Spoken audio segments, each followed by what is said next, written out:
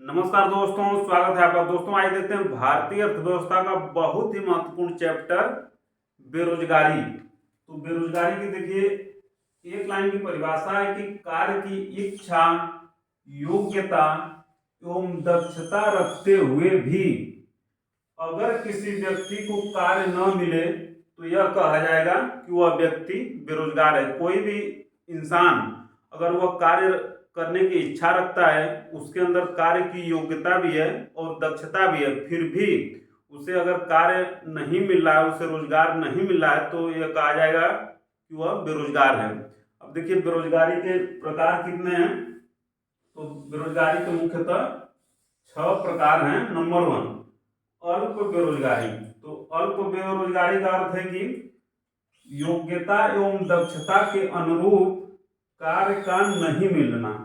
किसी व्यक्ति की योग्यता एवं दक्षता के अनुरूप उसे कार्य नहीं मिल रहा तो यह कहा जाएगा अल्प बेरोजगारी। जैसे कि मान लीजिए कोई व्यक्ति एमए किया है या बीए किया है, फिर भी वह मनरेगा मजदूरी कर रहा है, या पोस्ट ग्रेजुएशन के बाद भी मान लीजिए चतुर्थ श्रेणी का कर्मचारी है, तो ये किसके अंदर आएगा?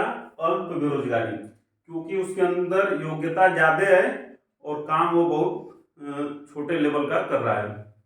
अगला की संरचनात्मक बेरोजगारी। तो संरचनात्मक बेरोजगारी क्या है कि उत्पादन की तकनीक में परिवर्तन के कारण जो बेरोजगारी उत्पन्न होती है उसे कहते हैं संरचनात्मक बेरोजगारी।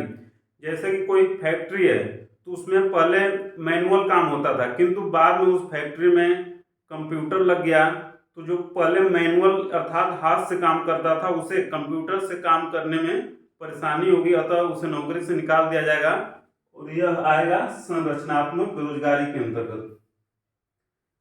तीसरा है देखिए चक्रीय बेरोजगारी।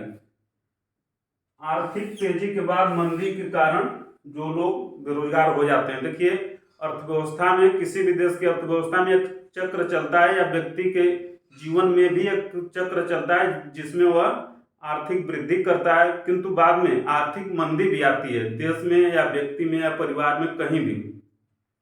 तो जब मंदी आती है तो कई लोगों को नौकरी से निकाल दिया जाता है, तो इसे कहेंगे चक्रीय बेरोजगारी।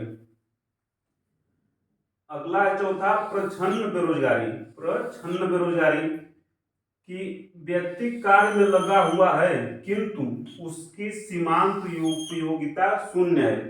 अर्थात व्यक्ति कार्य में लगा हुआ किंतु उसे अगर कार्य से निकाल भी दिया जाए तो जो कुल उत्पादन हो रहा है वह उत्पादन उतना ही रहेगा। मान लीजिए गांव है, कोई गांव में सामान्यतः मान लीजिए किसी के पास 10 बीघा खेत है और वहां पे घर के सभी 12 सदस्य मिलकर इस 10 बीघा खेत में काम कर रहे हैं, किंतु इन 12 लोगों में से अगर 4 लोगों को हटा भी दिया जाए तब भी जितना 10 बीघा जमीन में उत्पादन होगा उतना ही होगा। ये 4 लोग एक्स्ट्रा लगे हुए थे, तो यही 4 लोग क्या कहेंगे? एक ये प्रश्न बेरोजगारी के अंतर्गत आएंगे। अगला है कि शिक्षित बेरोजगारी कि व्यक्ति शिक्षित है किंतु रोजगार के अनुरूप कुशल एवं दक्ष नहीं है। व्यक्ति, कोई भी व्यक्ति शिक्षित तो है, जैसे उन्हें बीए किया है, एमए किया है, किंतु जो बाजार की मांग है, जैसे उसे कंप्यूटर चलाना नहीं आता, उसे अच्छी इंग्लिश नहीं आती या अन्य टेक्निकल नॉलेज नहीं है, तो उसे नौकरी नहीं मिलेगी। इसे कहा जाएगा शिक्षित बेरोजगारी। छठा है कि घर्षण जनित बेरोजगारी। घर्षण जनित बेरोजगारी एक रोजगार छोड़कर दूसरे की प्राप्ति के मध्य की अवधि। कोई भी व्यक्ति अगर एक नौकरी छोड़ देता है और दूसरी उससे बड़ी नौकरी के लिए जब प्रयास करता है, तो जब तक वो बड़ी नौकरी नहीं मिलती है तब तक वह बेरोजगार रहता है और इसे कहते हैं घर्षण जनित बेरोजगारी। तो बेरोजगारी के 6 मुख्य प्रकार है, एग्जाम की दृष्टि से बहुत ही महत्वपूर्ण है। अब देखिए कि भारत में बेरोजगारी के मापने की कितनी विधियां हैं। तो भारत में बेरोजगारी के मापने की 3 विधियां हैं और बेरोजगारी के मापन कौन करता है? एनएसएसओ करता है भारत में बेरोजगारी के मापन। तो 3 विधियां में पहली है कि सामान्य स्थिति बेरोजगारी। सामान्य स्थिति बेरोजगारी, तो देखिए वर्ष में अर्थात 365 दिन में अगर 83 दिन जो व्यक्ति रोजगार प्राप्त नहीं कर पाता उसे कहेंगे सामान्य स्थिति बेरोजगारी। दूसरा है कि साप्ताहिक स्थिति बेरोजगारी। ये देखिए, एक सप्ताह में अगर 1 घंटे भी किसी को कार्य न मिले, एक सप्ताह में 1 घंटे भी किसी को कार्य न मिले तो ये आएगा साप्ताहिक स्थिति बेरोजगारी कहा जाएगा। तीसरा है दैनिक स्थिति बेरोजगारी, अर्थात किसी व्यक्ति को अगर एक दिन में 1 घंटे भी कार्य न मिले तो उसे कहा जाएगा दैनिक स्थिति बेरोजगारी। तो बेरोजगारी मापने की 3 विधियां बेरोजगारी का मापन करता है NSSO। अब देखिए 2 महत्वपूर्ण टर्म है श्रम बल। श्रम बल किसे कहते हैं? तो लेबर फोर्स कि उन व्यक्तियों की कुल संख्या जो वर्तमान मजदूरी दर पर कार्य करने के इच्छुक, योग्य एवं दक्ष हों। उन व्यक्तियों की कुल संख्या जो वर्तमान मजदूरी दर पर कार्य करने के इच्छुक भी हैं, उनके अंदर योग्यता भी है एवं दक्षता भी है, तो उसे क्या कहेंगे? श्रम बल अर्थात लेबर फोर्स। अगला है कि कार्य बल किसे कहते हैं? वर्क फोर्स किसे कहते हैं? तो कार्य अर्थात रोजगार में लगे हुए कुल लोग, कार्य अर्थात रोजगार में कुल लोग कितने लगे हैं, उन लोगों की संख्या को कार्य बल अर्थात वर्क फोर्स कहा जाता है। अब बेरोजगारी किस प्रकार मापते हैं? तो देखिए बेरोजगारी किस प्रकार मापते हैं? तो बेरोजगारी इज इक्वल टू बेरोजगार व्यक्तियों की कुल संख्या बटे श्रम बल का आकार इंटू 1000 जब करेंगे तो बेरोजगारी दर आ जाएगी।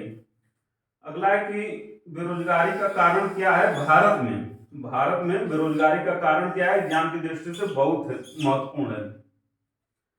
तो पहला है कि जीडीपी वृद्धि दर का कम रहना, दूसरा है जनसंख्या की तीव्र वृद्धि, अगला दोषपूर्ण शिक्षा प्रणाली, अगला बचत एवं निवेश का निम्न स्तर, फिर भूमि पर जनसंख्या का बढ़ता हुआ दबाव, अगला लघु एवं कुटीर उद्योगों का विनाश होना, अगला है कि कृषि आधारित उद्योगों का नष्ट होना, अगला है कि रोजगार विहीन समृद्धि, अगला कि परंपरागत हस्तकला का ह्रास, अगला कि स्वरोजगार की इच्छा का अभाव, नेक्स्ट व्यक्ति में योग्यता एवं दक्षता का अभाव।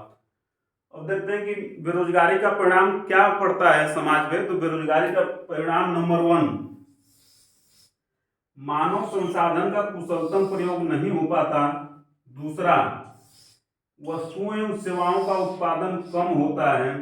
तीसरा, बचत एवं पूंजी निर्माण दर कम रहती है।